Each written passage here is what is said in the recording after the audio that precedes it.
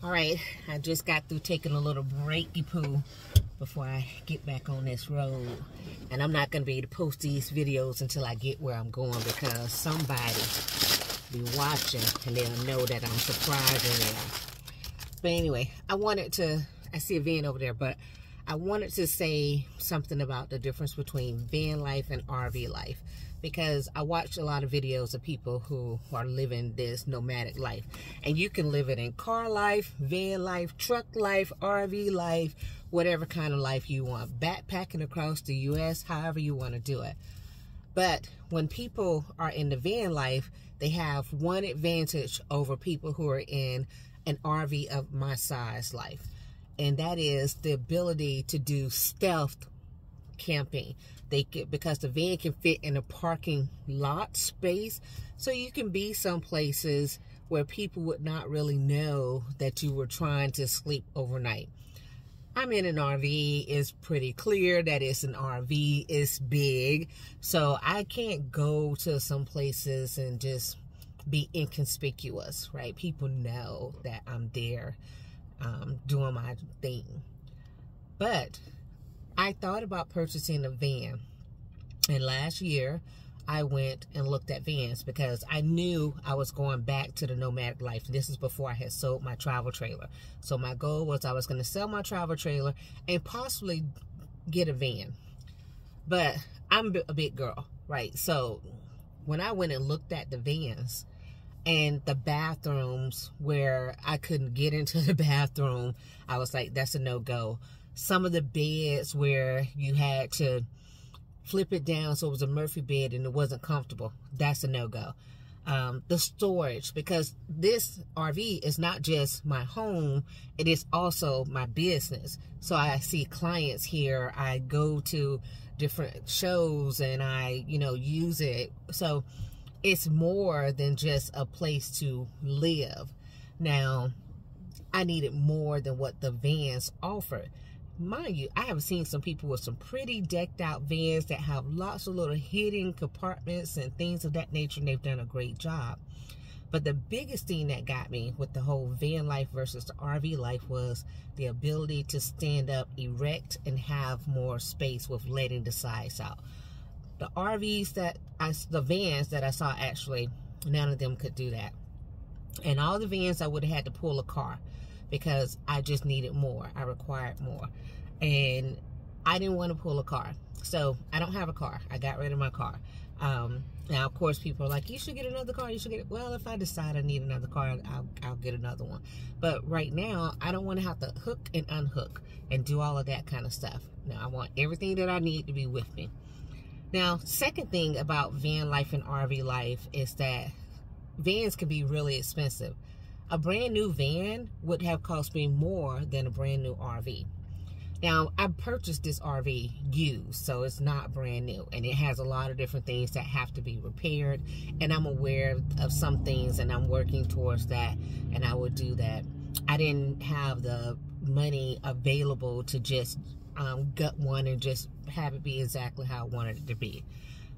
But I know that with time, I can make it be what I need for it to be. I just have to do the things that I need to do. But all that to be said, when for me, consider things, my best options would have been to get the Class C, which is what I did, or get a truck and a travel trailer. Not a travel trailer, a fifth wheel. Those are the only two options that would fit my life. Some of the people who are doing van life, I understand why it works for them, especially when you have the ability to just drive up someplace and there you are, and you don't have to worry about some of the height restrictions that I have or the width restrictions that I have. And I get it, but if you're out here and you're trying to make a decision as to what to do, I recommend renting something first. I had a travel trailer and I went different places and I stayed and had conversation with people and I explored options before I got to this point. And this may not be my final destination with this. I might get something else, who knows? But rent something first. And if you can rent something and see if you're capable of sleeping in it, wherever you think you might end up being the majority of the time. Like, you know, I know people like to travel, but some people end up just being in Arizona. And if that's where you're going to be, you need to make sure whatever you have is something that you can get into and be okay with. Getting in and out of the vehicle, the van, the RV, whatever it is, are you going to be able to do that? Do you have, like me, lupus, and you have challenges with your legs or things? What's going to work for you?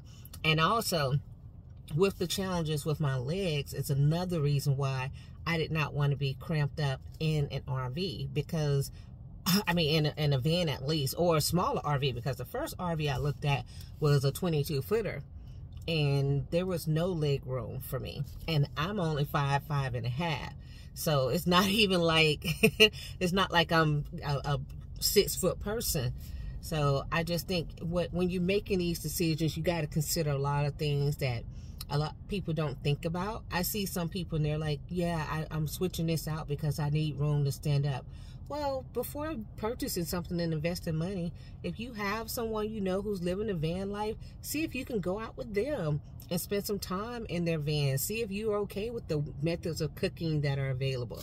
I don't really cook a lot, so it's fine with me. And I do have an oven in here and a stove top, so I could cook, I could bake if I wanted to. Some people, that would be a no-go for them.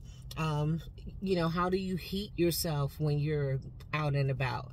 Having to use public restrooms a lot if you're in a van. See me, I'm at a rest stop right now, and I am not using their restrooms. I use my own restroom. And right now, this particular rest stop, they only have porta potties because the rest stop is being worked on. So I could come here, I could take advantage of walking and all that. I can go use my own bathroom, right? Lots of different things to think about when you're trying to make the decision.